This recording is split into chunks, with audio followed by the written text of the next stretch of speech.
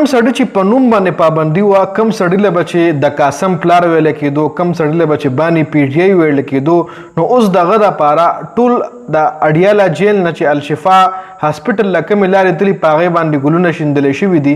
نیشنل او انټرنیشنل میډیا په دې انتظار باندې ده چې د هغه سړي صرف یو جلک په خپل ویډیو کې راولي، په خپل کیمره کې راولي، د کم سړي چې په نوم باندې پابندي وه.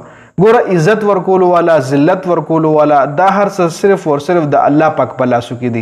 د پاکستان لیډرشپ ډیر غټ کوششونه وکړل چې دا سړی د سیاست نه ختم کی. عمران خان یادومه چې د سیاست نه ختم کی، د چې کم فیمس مطلب څومره مشهور دی په هغې کې کامیرا ولي، خو هغه رنګونه شوه.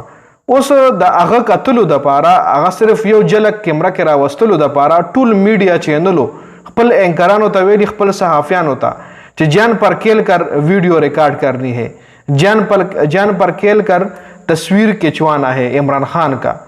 लका tool media एनकरान होता टूल द पाकिस्तान और पाकिस्तान न बाहर चकम इंटरनेशनल मीडिया द इवन अगर हम द अलशिफा हॉस्पिटल मखिला बेगाना वक्त पूरे वलाड़ो चूंकि दस टाइम चीज़ वीडियो रिकॉर्ड कोम दा तकरीबन दशपे यवा बजरा और इमरान खान ला तरोसा पूरे अडियाला जेल ना الشفا هاسپټل ته نه دی منتقل شوی. 12 بجو پورې ټایم و، 12 نه ټایم وړي د خو لا تر اوسه پورې منتقل نه شو. جی کېدای شي سهار کې دا ویډیو تاسو ګورئ، کېدای شي منتقل شي، بیا تر هغې منتقل شوی ځکه چې کوم د حکومت لیډرشپ ته نو هغوی وی چې انتظامات چې کوم دي د اسلام آباد چې کوم انتظامیه د ای سره دي، هغوی به عمران خان سیف طریقې سره اډیاله جیل نه الشفا هاسپټل ته منتقل کوي.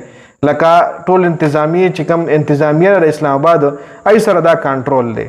خو 2 ورځې وخت ورله سپریم کورټ ورکړی و، هغه 2 ورځې وخت بیګا 12 بجو پورې ختم شوی دی. نو که تر اوسه پورې عمران خان دی منتقل کړي نه هسپتال ته ټریټمنټ دپاره، نو بیا په هغوی په دې حکومت باندې به توهین عدالت کیس د پی ټي آی د طرف نه جوړیږي. جی بل د هسپتال چې کومه سیکیورټي و بیګا نغه هم های الرټ و، هسپتال نه کم کانټاتارې چې کوم وي هغه هم به چوکړل شوی وي په مختلف مقاماتو باندې، او حل چل چې کمل ته په هغې باندې هم روک تام لګېدلی چې دلته به ډېر سیاسي حل چل نه کېږي، ډېر رش روش په دلته نه جوړېږي الشفا هاسپټل ماخله. چونکې چانس زو چې عمران خان هسپتال نه الشفا هاسپټل ته منتقل کړل شي اډیاله جیل نه. دا ګوره هغه عمران خان ګوره د ما د ویډیو ټاپک سوچ عزت ورکولو والا او ذلت ورکولو والا د الله پاک لوی ذات دی.